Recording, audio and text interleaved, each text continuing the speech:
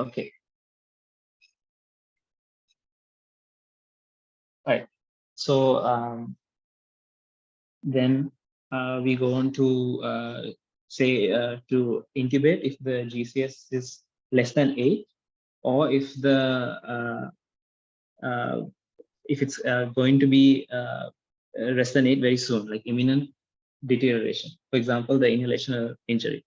And you can mention if there is if you can't intubate or it's contraindicated for some reason, you can go for surgical airway, like an emergency cricothyrotomy.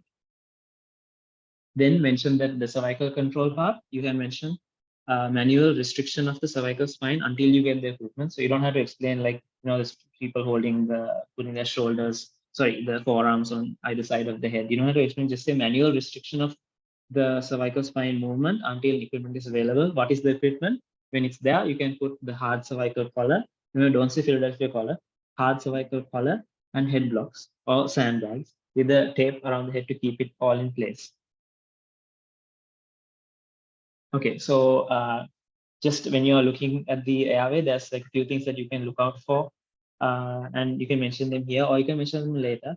But these are like important things, so you have to mention them quite not in the secondary survey. So one is tracheal deviation, which you can see while you're at the head, like assessing the breathing and the airway. So tracheal deviation, you can, as you know, it can be tension pneumothorax or massive hemothorax. So that's going to be airway problem. Wounds, especially like to the neck, because if they are bleeding there, like a hematoma, or if they are having any kind of swelling there, that can also close the airway. As well as if the wound is like going in through the mediastinum, there's a negative pressure there, so it sucks air in, so you get this subcutaneous emphysema, which could even be like if the injury is like a deep penetrating injury, can go to the lung, and there can be a pneumothorax as well as a surgical emphysema, and that again will obstruct the airway. Then looking for laryngeal tenderness and crepitus. Again, laryngeal fracture can be a problem for the airway. Then venous distension, if you see these engorged veins in the neck, that means that below the neck it's being cut off. So that could be again tension pneumothorax or even a cardiac tamponade. And then the other one is not as important. Esophageal injury, it itself is not a problem, not a big problem immediately. But usually, if they have esophageal injury, they are having a concurrent laryngeal injury. So that laryngeal injury is the problem. And then finally, the carotid hematoma or bruit, that can also lead to airway obstruction. So there's a mnemonic for that. That's 12C: tracheal deviation, wounds, emphysema, laryngeal tenderness, venous distension, esophageal injury, and carotid hematoma. It's 12C. Okay, then we quickly go on to breathing and ventilation. So here we are checking the lungs, chest, and diaphragm. So don't just say we are checking the lungs, chest, and diaphragm. Say what you're going to do. So say you're going to expose patient's neck and chest to assess the venous distension, position of the trachea, and the chest expansion. You had auscultate to see if there's gas and air entry into the lungs. Inspect for any injuries to chest, like this flail chest. They have that paradoxical movement. And percuss, you're going to percuss the chest, see if there's a hyperresonant area for pneumothorax or a dull area for hemothorax. You're going to put a pulse oximeter and see if the breathing is actually working to get the oxygen to the lungs. So you look for the saturation, and you're going to give high flow oxygen. Yeah, so you can, when you mention these things, that will get you like the full marks for that section. So here are some of those life-threatening injuries that you can tell in the airway and breathing section. So the tension pneumothorax, massive hemothorax, cardiac tamponade, flail chest, and pulmonary confusion. From that, the first three are like immediately life-threatening. The other two are not, but they can become life-threatening. Okay, so now we did A, B, and then now we do C. So C is circulation mentioned with hemorrhage control, because that's what you're going to do. You're going to control their hemorrhage. So first of all, we have to identify their hemodynamic status. So we can just check a few things immediately. So like we said, like when you talk to the patient, we see how much, if their level of consciousness is low, it might be due to other things. It might be like they might be under alcohol influence or drugs, but it might be due to the low blood volume because of hemorrhage. So until it's proven otherwise, we should look at it as it's due to the low blood volume. And to back that up, we can look at the skin, like usually with the massive hemorrhage, like then and there, they become very pale. Like you can see the skin is pale, and their capillary refill time will be delayed, and their hands and feet will be cold, as well as the pulse. You'll have a rapid steady pulse, and obviously you'll be checking the pressure as well. Uh, if possible, we can mention here to connect to a multi-param monitor. But like if it's only one person, then better to like just go with these and then tell the the circulatory status. So then, if the person is bleeding, you have to find the source of bleeding. So there's another mnemonic for that: blood on the floor and 4 more. So the first part of that is on the floor. So that's the external bleeding. So that's whatever you can see that they're bleeding now. Like you can see any external big injury on there. So you can manage those. You can mention that you can manage those with direct pressure or a tourniquet. There are some problems with using a tourniquet, but it's okay. Like there's no time to like get into all of the things, but just mention the direct pressure on the wound. It could be on the chest as a hemothorax. It could be in the abdomen as a hemoperitoneum. It could be from the pelvis and the retroperitoneum, or it could be from long bones like the femur. So that's blood on the floor and 4 more. So you will look for these areas. Some of these areas you can't look immediately in the primary survey. You can only find it during the secondary survey. For example, this hemoperitoneum and all, you need to do a scan for that. You can't just tell that from the first examination. But mention that these are the possible sources of bleeding. Yeah, so like I explained, so you can tell from clinical examination some things, a chest X-ray for like hemothorax, or you can tell that from clinical examination also, the pelvic X-ray and the fast scan. You don't have to mention the investigations right now. We mentioned the investigations under adjunct for the primary survey. So up to this point, don't mention the investigations, say clinical examination. What are the management needed? So as you know, the hemothorax, you need to put the intercostal tube. You can do a emergency thoracostomy in the second intercostal space, mid-clavicular line, whichever side the hemothorax is, before you put the intercostal tube. You can put a pelvic binder for the pelvic hemorrhage. And if the binder is not available, they do this thing using the bed sheet, like they pull the bed sheet from both sides and tie to keep the pelvis internally, the femurs internally rotated in the pelvis and the pelvis together, because externally rotated, opened up, it can like bleed a lot and carry a lot of blood. And similar concept with the like femur, like or any other long bone like fractures, you can put a splint which stops it from moving around, and like that will prevent the accumulation of too much blood there. It will put a pressure, like kind of like putting the direct pressure, and reduce the blood loss.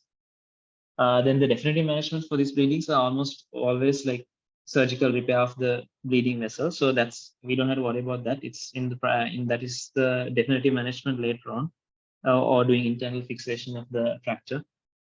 So that's the job for the surgeon later on. Okay, so then we go on to resuscitation. So the bleeding circulation. So we identify their bleeding and their symptomatic status, and then the resuscitation. So you guys know we always answer the question with like insert 2 large bore cannulas, 14 gauge. That's the largest one, the orange color.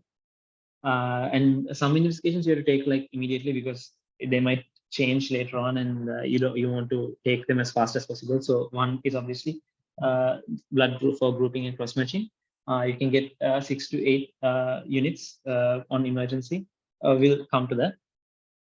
Then do a full blood count and serum creatinine, because they might go into AKI, and serum lactate, because that's part of the criteria for determining shock and all. And also sepsis, they might go into sepsis. So it's good to have a serum lactate. Then you start with initially crystalloids. So for an adult, you can give 1 liter. So like 2 500 ml saline bags from each cannula. So we have 2 cannulas, so you can do one and you can even squeeze it to increase the speed that it's given. And for a pediatric patient, the bolus of 20 ml per kg is usually used. Then you can review the response that they have to that. So if they rapidly respond and you don't have to do anything else, then that means it's around the class 1 hemorrhage, 15% blood loss. Then you have people who have transient to respond and then they deteriorate again. So they have more than a 15% blood loss. And for those people, they will need to get a blood transfusion later on. And then you have the people who have no response, which means that they have a severe ongoing blood loss and you need to start the massive transfusion protocol and do the definitive intervention. That is usually the emergency laboratory. Okay, so here's an explanation of the different classes of hemorrhage. So you don't have to like memorize this, but you have to have like a basic idea. So for example, this class 1 with less than 15% loss, that's around 750 ml. You won't have any change in the heart rate or blood pressure. Class 2, you will have an increase in the heart rate and you'll have a decrease in the pulse pressure. But only in class 3 will the normal blood pressure start to reduce. And in class 4, you will have a reduction of everything severely and a severely increase in the heart rate. Okay, so we need to replace the blood which has oxygen carrying capacity. So the crystalloid is not enough. You have to get the blood for people who are in class 3 and above hemorrhage. So if you do the emergency thing, fully cross-match will take 20 minutes. And there are some MCQs about that, like how long will it take for emergency? That's 20 minutes. How long will it take for the urgent blood? That's 45 minutes. So obviously here you will go with the emergency. There's another thing in the blood request form for routine. So obviously you're not going to go for the routine one, but the routine one usually around 4 hours it takes, or they give it with the daily schedule they have, like for surgeries at like 12 noon. It depends on the hospital, but it's usually around like 4 hours. But this 20 minutes for emergency and 45 minutes for urgent is a universal thing. So if they are like currently bleeding, you can give type O packed red cells. And as soon as it's available, you can give type specific. So if you get to know the type of the patient's blood, you can give the type specific rather than O. And also, you can start tranexamic acid. So you start that within 3 hours of the injury. And I don't think they'll ask this, but the study where they prove this is useful is called CRASH 2. So the dose is 1 gram in 100 ml of normal saline for over 10 minutes. And then the other gram you have to give in 500 ml over 8 hours. It's a slow infusion, the second gram. Okay, then we go on to disability. So that's basically the neurological status. Do the GCS for the level of consciousness. Remember when at the beginning, when it's before doing the full thing, you can do the AVPU as a short thing. Then check the pupillary dilation and reaction to light to see if they have any intracranial hemorrhages that are pressing down and causing coning. And see if they have any focal neurological deficits. So if they can't move suddenly they can't move their arm after the injury, that might mean that there's a spinal injury or even a brain injury. There's 2 types of injuries to the brain. This primary brain injury happens at that time due to the whatever trauma it is. And then the second injury, where because of hypoxia and lack of perfusion after injury, the brain can't maintain adequate oxygenation and perfusion, and that causes an injury. So I'll talk about this a bit later, what to do for that. Then finally, just mention this exposure and environmental control. So you have to like completely undress the patient and examine them, and mention that you will again like cover up the patient with the warm blankets to prevent hypothermia. And another thing is when you're giving the saline and all, it should be sent to a warmer, because if it's straight from the fridge, you'll be sending very cold fluid into the body, and again that can cause hypothermia, which is a big problem for trauma patients, because hypothermia interferes with the blood coagulation process. Okay, so here are the adjuncts to the primary survey. We can mention these as investigations. They always ask like, okay, so what are the investigations you will do for this patient? So always these initial ones. grouping and DT, full blood count, serum creatinine, serum lactate, capillary blood glucose, to see if they are having. So some of the neurological problems that you might think it's because of brain injury, but might be they are having hypoglycemia. So it's always good to check the capillary blood glucose. Then the other investigation, so arterial blood gas, I can tell you the partial pressure of carbon dioxide. That's also very useful. This is not a must immediately though. So this is why it's called an adjunct to the primary survey. The capillary blood sugar, like I told earlier, beta HCG for all women of reproductive ages. So it's always think like this person could be pregnant because that will cause a change in their physiology, and you account for that when you do the surgery and all. Serum electrolytes. So again, we did the serum AKI because serum creatinine because they might be in AKI. So the serum electrolyte, again, if they're in AKI, they might have electrolyte imbalances, which again cause more problems. And then finally, PT-INR to see their coagulation status. So maybe they were taking like a blood thinner, and that will cause problems. We have to reverse that by giving fresh frozen plasma and stuff like that. Okay. Then we go on to the imaging. So these four are the ones that you normally do. Chest AP, supine, pelvis AP, extended fast scan, and cervical spine. So cervical spine, you can do AP, lateral, and open mouth to assess the injury to the cervical spine. But if you just mentioned that you'll do a cervical spine series, that should have all of this in it. And then about the extended fast scan. So the normal fast scan has 4 areas, right? The pericardium, the hepatic, perihepatic space, hepatorenal space, Morrison's pouch, the perisplenic space on the left side, and in the pelvis. The extended fast scan has also checks the thoracic place, so it looks for like hemothorax as well. So that looks 5 places. Okay, so the other stuff you have to mention is like putting them to a multi-para monitor, like including ECG monitoring. So some of the injuries can cause arrhythmias, especially like injuries directly to the heart, as well as catheterizing them to check their urine output for like their perfusion, circulation, and for the AKI, check if they have AKI. And also always like this trauma, right? So they might have trauma to the urethra. So it's contraindicated if they have blood at the urethral meatus. Okay. So then we'll go on to the secondary survey. So head to toe examination of the patient. So there's a lot to write here actually, but we'll go through the like from top to bottom. So you have to do this only after doing the primary survey stuff and the patient's resuscitation is at least started.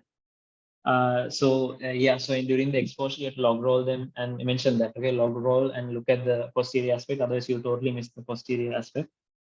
And the history. So at this point only we take history. Like before we didn't like really take any history. So the ample history is enough. The allergies, medications, past illnesses or pregnancy, what time was the last meal taken, which is important because we don't know if we do surgery or not. And then what happened, the events. Okay, so we'll go from the head. The scalp lacerations, starting with the scalp, like scalp lacerations can cause like a lot of bleeding. It's a very vascular area, so that has to be examined.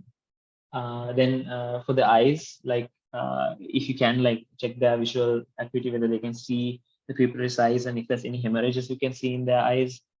All their facial structures intraorally also, like see if there's any kind of fractures that they aren't very obvious when you just look at them. So you have to like, examine and see, feel, palpate, crepitus, tenderness, those things. Then cervical spine, check for tenderness, tender areas. Don't move it until you have X-ray confirmation that the cervical spine is not injured. Look for any areas of tenderness, and check for the carotid arteries, whether they have any bruise or if it's swelling. Okay, so then the primary injuries, the brain injuries, the injury I mentioned that happens at that moment. but the secondary brain injury is due to hypoxia and all afterwards. So you have to prevent that by these neuroprotective measures. So this is something that you have to write for every head injury kind of question. So these are positioned with the head end elevated to 30 degrees, so the head up by 30 degrees. You have to prevent them from undergoing hypercarbia. So sometimes they don't breathe, especially if they have like a chest injury, they don't breathe effectively, so they retain more carbon dioxide, and that's worse for the brain.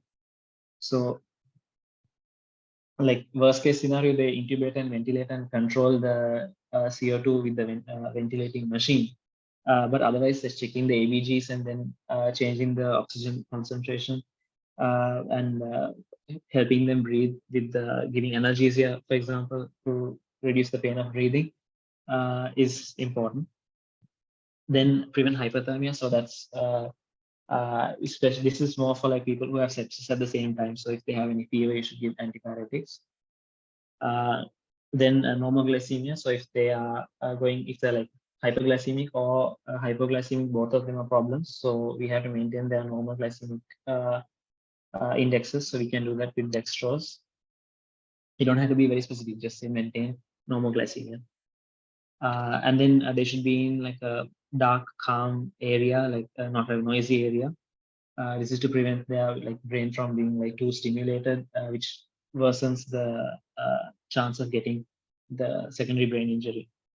And also, if they are having seizures, for example, after a depressed skull fracture, you can give anticonvulsants. But no need to give that if they're not having seizures.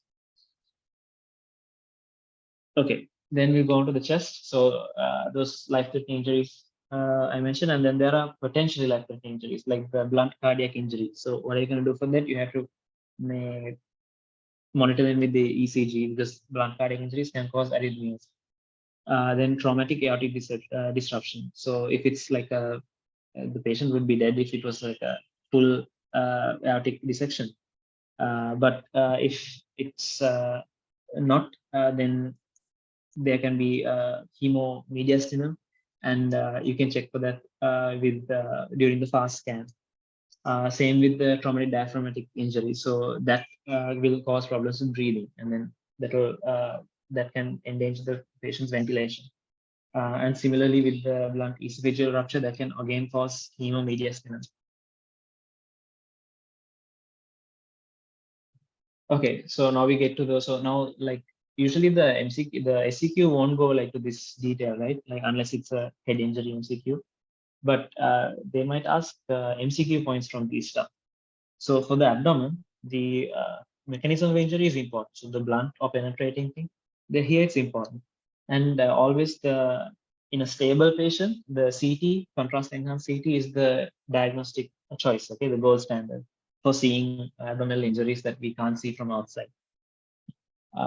Okay, so if it's a blunt injury, so that causes compression and crushing, usually this is managed conservatively.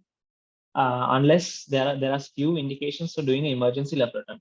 So one example is peritonism. So if usually what happens is due to the blunt injury, there is a disruption to the bowel, and the bowel contents leaks, and that's obviously having bacteria, and also they cause peritonism. And even before the bacteria causes peritonism, the acidity and the chemicals in that causes the peritonism symptoms.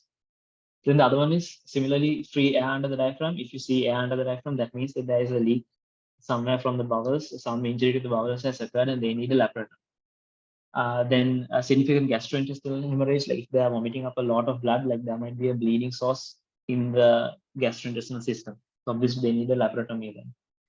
Then the other one is if you do find something on the fast scan and they have hypotension, so you can do the fast scan while they are hemodynamically unstable because it's fast. So if they have hypotension and the fast scan says there's some kind of injury in for the abdominal viscera, then you have to do a laparotomy. This DPL stands for diagnostic peritoneal lavage. So that's like an old technique when they didn't have ultrasound scans. So don't mention that. Like I just put that there because some books mention that. Then if the abdominal pain like keeps increasing, like whatever you do, it doesn't go down, that's also indication to do a laparotomy. And then high grade solid organ injuries. So those you don't need to know like so much detail about that. That is identified by the CT scan.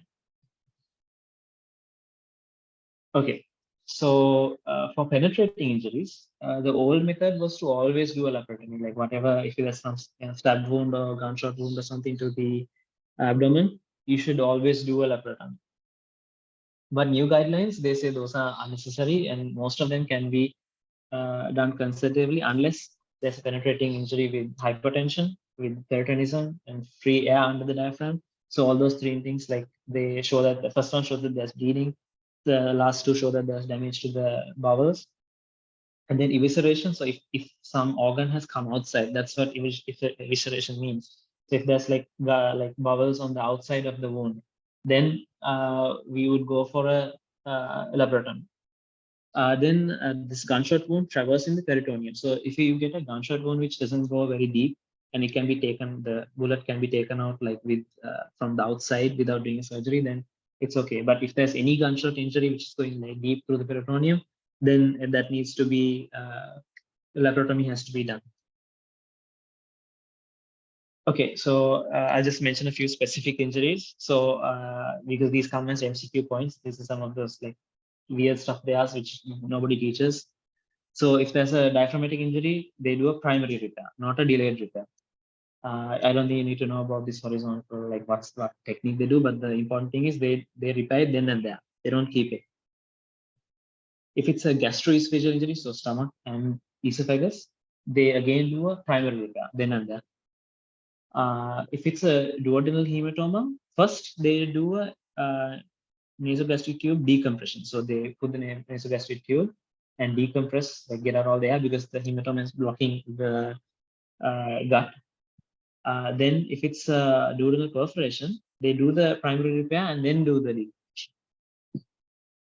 If it's spleen injury, if it's penetrating, they do laparotomy with splenectomy or spleen preservation, depending on how bad the injury is. If they can save the spleen, they will. If they can't, then they'll have to do a splenectomy. So that depends on the grade of the injury. So like every single organ has like a grade 1, 2, 3, 4, 5 injury, like how bad it is. It's difficult to like know everything, and I don't think we need to know everything, but just know if it's penetrating one, then you have to do a laparotomy to the spleen damage. If it's a blunt injury to the spleen, it can be managed conservatively if it's minor, but if it's severe, then again you have to do a laparotomy and splenectomy or splenography. Splenography means spleen repair. Similarly, with the liver, if it's a penetrating injury, you have to do a laparotomy with hemostasis and repair. If it's a blunt injury, again, minor, conservative, severe will require laparotomy. So if they say something like patient presents with a high-grade liver, like with the abdominal trauma found to have high-grade injury to the liver, what's the best answer in SBA? Then it would be laparotomy because they said high-grade, that means severe. Then again, for the bowel, so laparotomy, it depends on like what they'll do. Sometimes they, depending on the place and all, they make colostomy, they do a secondary repair after doing the colostomy. They repair then and there for some time, so it varies. Then the pancreas, if the duct is injured, then you have to do the laparotomy. Otherwise, it's conservative. Okay, then going down to the pelvis. So pelvis can keep a lot of blood, and you need to put the pelvic binder to limit the blood loss. And yeah, sometimes like you can't tell this. The only reason the patient's blood is blood pressure is dropping is because of pelvic fracture, and you can't find it until you do the pelvic binder or the X-ray. Then when it comes to any kind of injury to the perineum or rectum, vagina, or penis, blood at the urethral meatus, you have that means that there's urethral injury. So catheterization is urethral catheterization is contraindicated, but you can do suprapubic instead. Same with the ecchymosis of the scrotum and perineum. That means that there's injury to the urethra. You should do a DRE and see if there's blood. See if the sphincter tone is lost. That the sphincter tone is lost, that might mean a spinal injury. See if there's injury to the rectal mucosa. So that means that there's like a leak, like the mucosa is open to the interior environment, and you can palpate for the fractures of the spine as well. Then musculoskeletal injuries, what about mainly fractures, hematomas, and especially compartment syndrome. Mention that you will like keep an eye for that. And then nervous system stuff like loss of sensation, paralysis. Those are focal neurological deficits that imply spinal injury or brain injury. Okay, so let's go on to the questions now. So we'll just go through the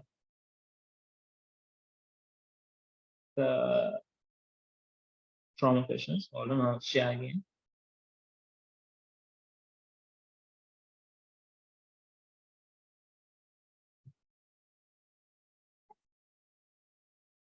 Okay, you guys can see the screen, right?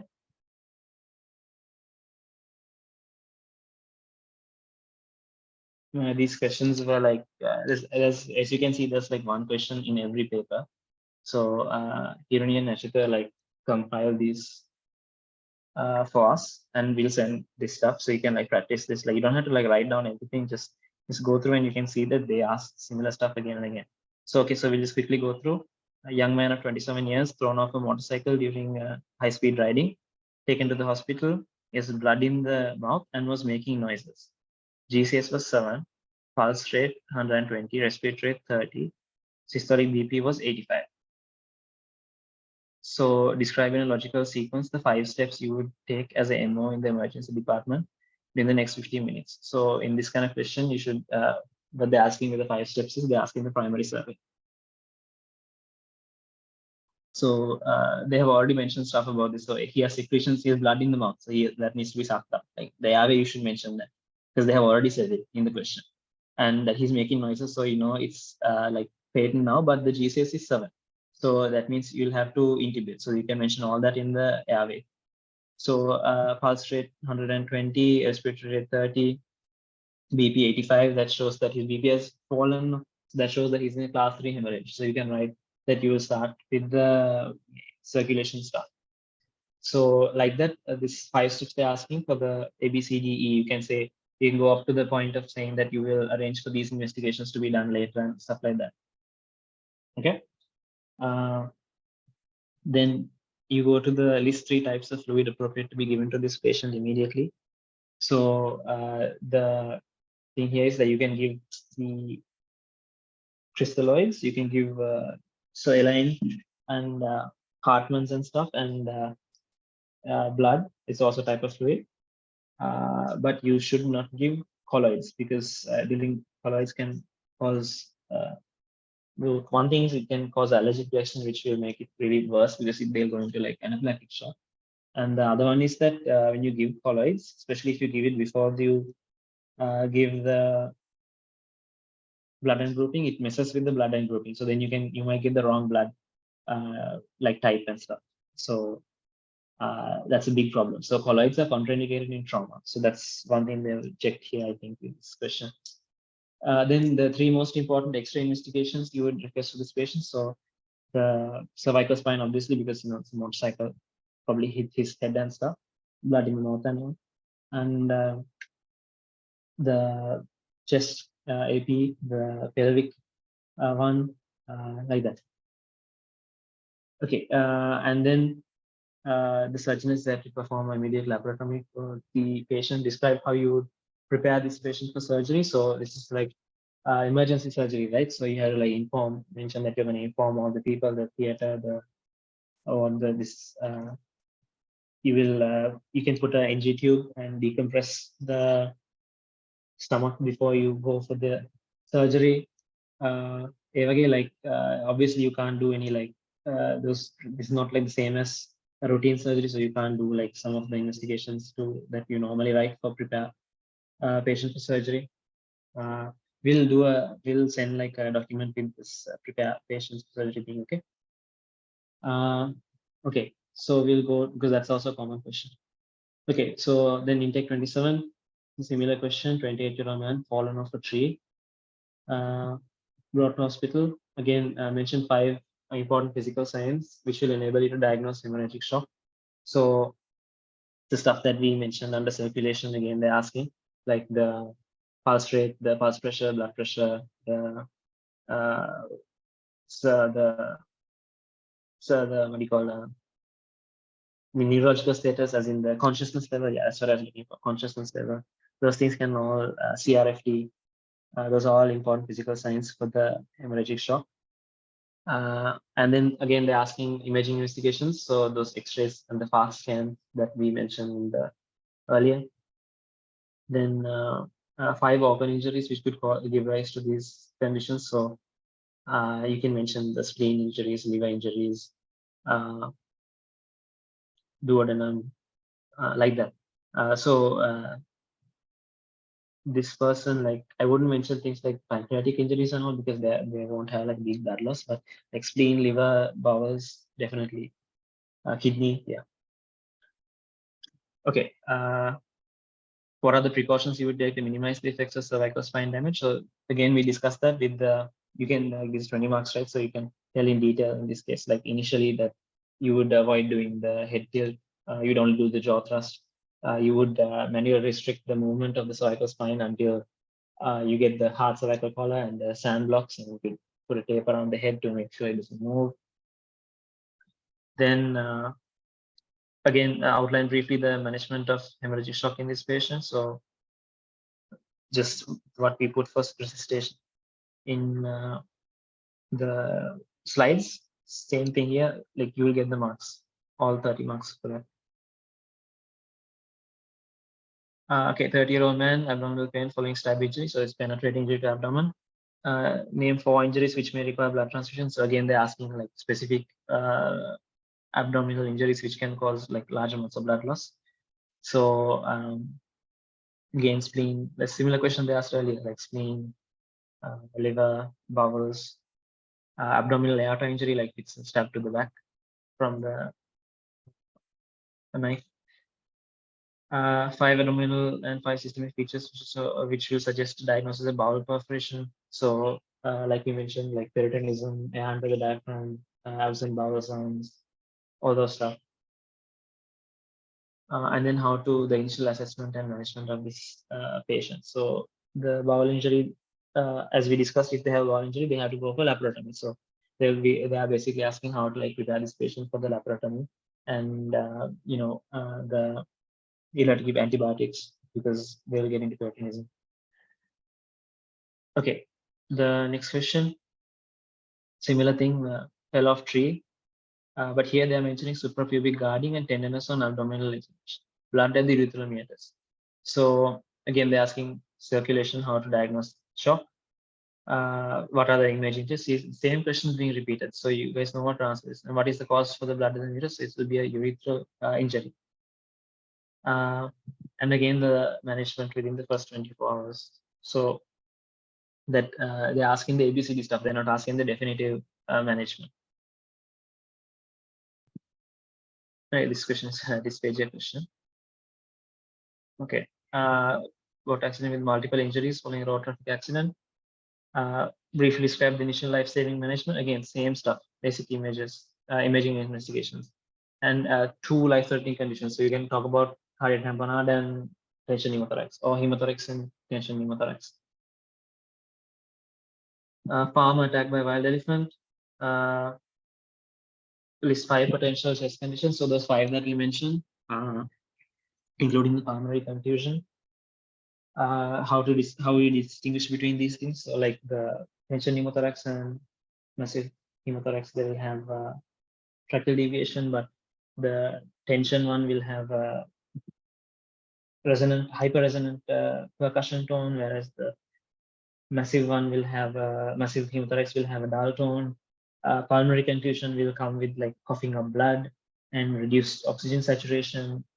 And flail chest will have the what do you call paradoxical movement, and then like a simple pneumothorax will have like the sucking, like neck chest wound, like that. Cardiac tamponade will have this big strad where they have engorged neck veins, muffled heart sounds, and hypotension. Then describe the stepwise management. So the best one to go there would be tension pneumothorax, because we know how to manage that, right? Okay. Man of 40 years, again, fell off a roof. Same thing. Here, now they're asking, develop rapidly increased swelling of left mid thigh. Describe the clinical injuries which suggest a femoral artery injury. So here, like they are gonna ask about the femoral artery injury causing a compartment syndrome due to the hematoma that's forming within the muscle compartment. So in addition to that, like the hemorrhage like signs which will come with the femoral artery injury. Okay, so that's basically two things here. There's like first thing would be to tell the hemorrhage features, and the second thing would be to ask tell about the compartment syndrome that will come from that. Okay, 5 investigations which could be helpful in management of the condition above. So that's mainly with the circulation stuff. So like AKI can happen because of uh, low blood circulating volume, pre-renal AKI. So you can do the serum creatinine AKI, the serum creatinine, serum electrolytes for that. Obviously need to do the X-ray to see the like any fractures or injuries like that. Yeah. And then same 40-year-old motorcyclist knocked down from a van from behind. It took 40 minutes to come. On admission, GCS 9. BP is a similar thing to the first question. Describe stepwise management. List 5 types of infusions which will be required with the reasons for each. So you can, in addition to the blood and the crystalloids and stuff, you can tell the tranexamic acid infusion. I think he might need a fresh frozen plasma infusion if he's on blood thinners like warfarin or something like that. Then the important thing is to not say colloids here. Don't say colloids for trauma. Okay, list 4 images. So we already discussed the imaging tests. 35-year-old man knocked down by a bus. Dyspneic right thigh swollen. Okay, so you guys like get the point, right? Like there's a question in every single paper. So I'll send you this. Send you the slides, and you guys go through and you guys like study on your own and do MCQs also. We'll do a couple of MCQs now, but it's a bit like honestly, it's like quite some of the questions they ask are quite like difficult. If you don't know something, don't answer. Unless you don't know anything, then answer it. Okay, so we will start here. 26-year-old man brought to the hospital after a deep dive at the swimming pool. On admission, GCS 7. What is the most appropriate next step? So they have mentioned that his GCS is 7, and they are giving options to do fast scan, X-ray, blah blah blah. But since his GCS is 7, we know 8 and below we intubate. So the answer here will be D. Then hold on. Similar question. I don't know if you guys can see. Motorcyclist head injury. GCS is 8. He's already intubated, but the CT shows intracranial hematoma. So what is the most important step to prevent secondary brain injury? So those are the stuff we discussed on the secondary brain injury. So they have mentioned dexamethasone, elevating the head end, maintain the CO2 levels, and okay, mannitol, and the mean arterial pressure of at least 65. So from here, I would answer only the B, C, D stuff because there was like a lot of controversy with this dexamethasone and mannitol. Some consultants give it, some consultants don't give it. So I don't really know which one to go with. So I would leave those because I'm not sure about them. But I'm sure about this elevation of the head end and maintaining the blood pressure and the CO2. So we would go with true for that. Then the next question, head injury while playing football. 3 hours later developed drowsiness and a headache. So here, like I think this question is not this question has like no information, right? So we don't know what kind of what happened. So if he had like if he was having like loss of consciousness and coming back after the loss of consciousness, and then 3 hours later having this drowsiness and headache, that could be an extradural hemorrhage, because they have this uh, thing where they immediately lose consciousness and then they get back and then quickly they deteriorate again. So I think that was the case here, but they haven't like recalled the question properly, I think. Uh, okay. Abdominal trauma, 40-year-old woman kicked in the abdomen by husband. Initial pain resolved with NSAID. 30 hours later, increasing abdominal pain, no hematuria. Blood pressure 110, pulse rate 70. Abdominal guarding, tender guarding rigidity, and bowel sounds absent. So from the options here, like seems like she has a bowel injury, right? Like from the options they're given here. If she had like a IVC injury or a superior mesenteric artery injury, her blood, like she would bleed out much faster than this. So I would go with bowel injury here, but they have gone with the hematoma for some reason. I don't know why. Hematoma again, like they would like show blood loss more than this bowel sounds thing. Regarding blunt injury to the abdomen, so mid-jejunum commonest site for perforation. So I don't understand why they asked that, because it's about blunt trauma. But I'm not sure. I think it should be in Bailey and Love somewhere. Like these are the like small points they ask, which are like very difficult to like get. Okay, if you see something like this, you don't know, don't take a chance. Don't like answer it.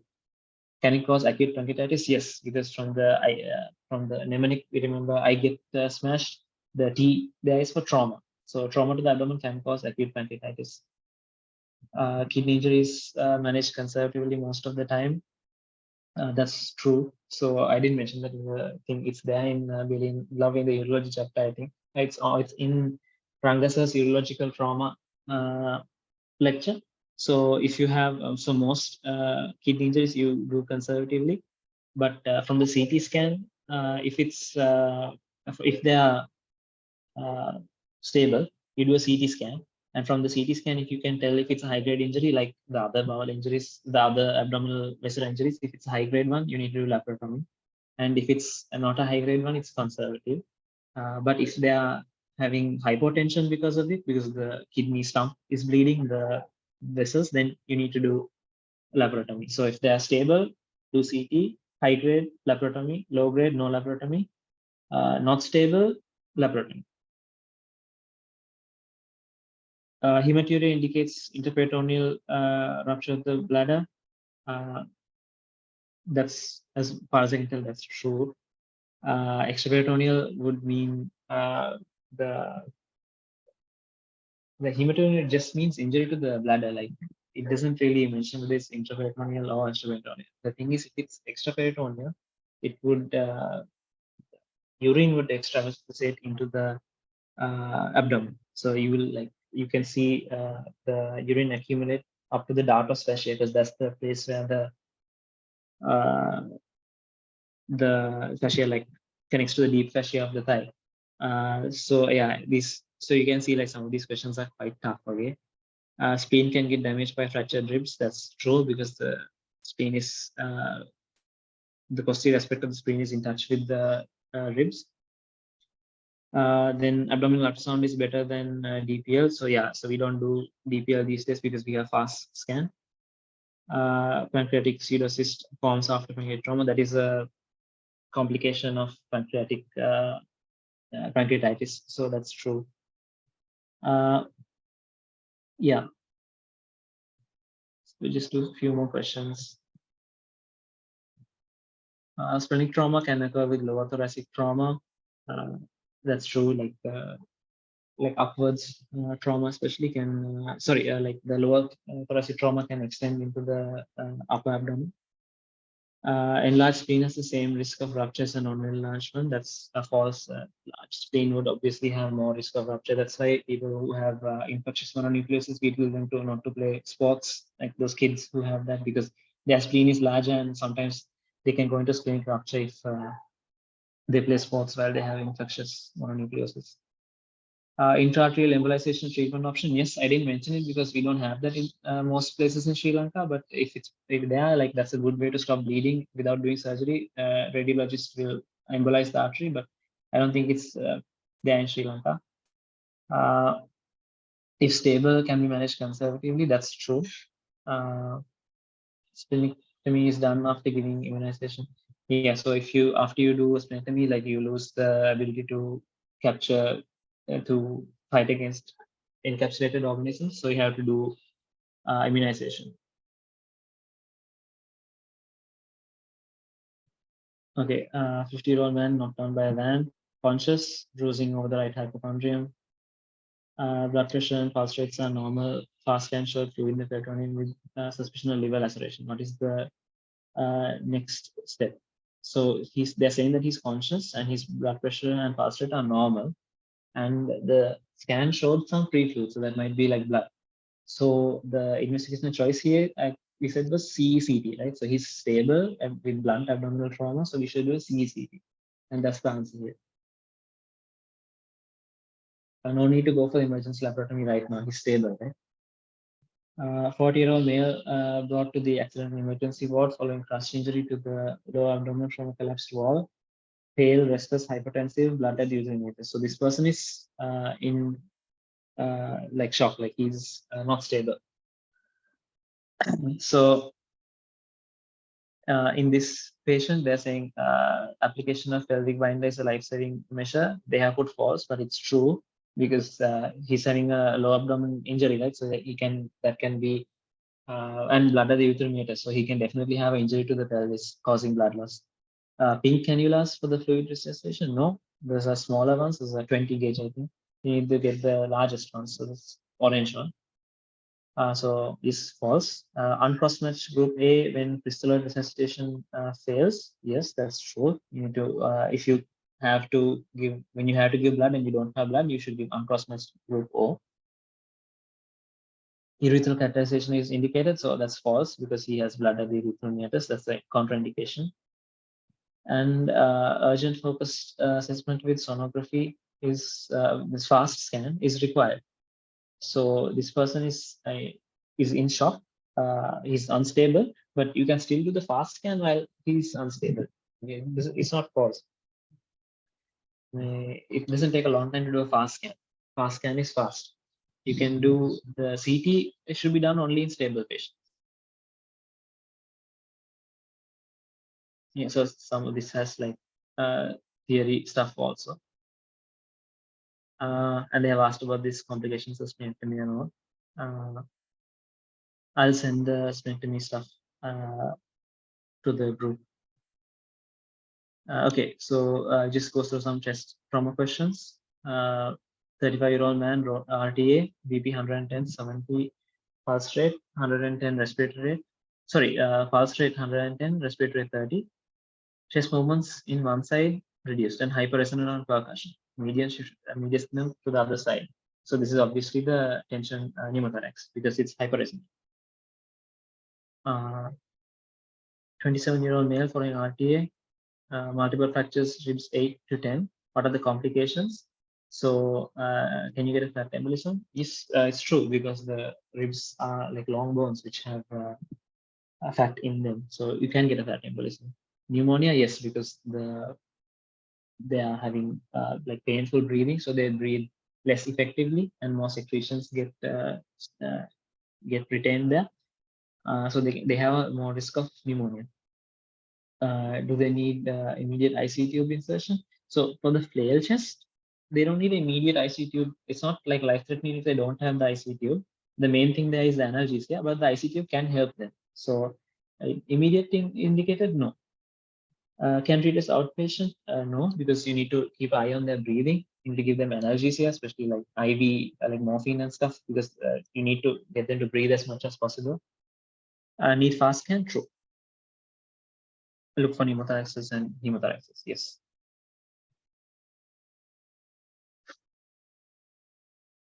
Yes. Okay. 40-year-old man head-on collision with a vehicle, left side chest pain, pulse rate 130 and blood pressure 90 by 60. There is abdominal tenderness.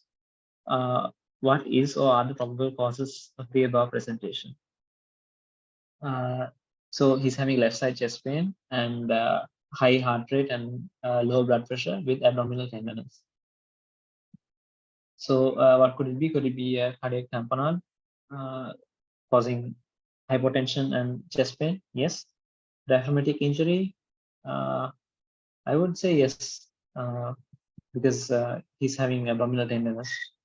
Massive hemothorax? Yes, again, because of his low blood pressure. Splenic rupture? Again, yes. And tension pneumothorax? They haven't mentioned any other things here. Yeah, so he said that the diaphragmatic injuries are silent, so it won't be true. But I think since they've asked probable causes, I would still put that true. Yeah, if you get something like this where you're not sure, better to just leave it. Like if I got this in the real exam, I would just leave that diaphragmatic part.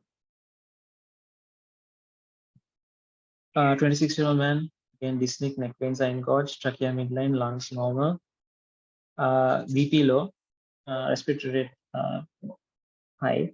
What is the most likely condition? So here, yeah, again, since the BP is low and the neck pains are engorged, that's best trial for cardiac compound. Okay, so like that's like 35 pages of this, okay? And it has like some theory stuff also. We'll send this on the group. And again, Yachita and Hiruni made this. I think it's better if like you guys can go through this, and if you have any like, because like you guys know the theory, right? Like, but this like takes a long time to go through and like discuss everything. When you guys go through this, like if you find something where you need like further clarification or like need to ask about it, you can send it on the group, like the main group we have. And I think we might be adding like separately like surgery group and like medicine group and stuff for the guys who are like repeating. So you can send it there after we make that group. And yeah, so we'll send this stuff to you. And if you guys have any questions, just ask. We'll also discuss and like send the answer. Okay. Is it like it'll take a long time for us to go through all of this, and a lot of these other similar stuff, and some of these questions are also like not recalled properly, so I will tell you if it's something situation like that, and not to waste your time on that question. But yeah. Okay, so so we did trauma today.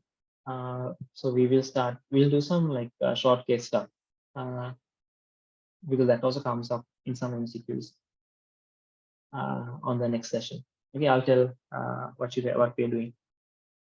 Okay, thanks guys, and we will continue. I'll inform you guys of the next session.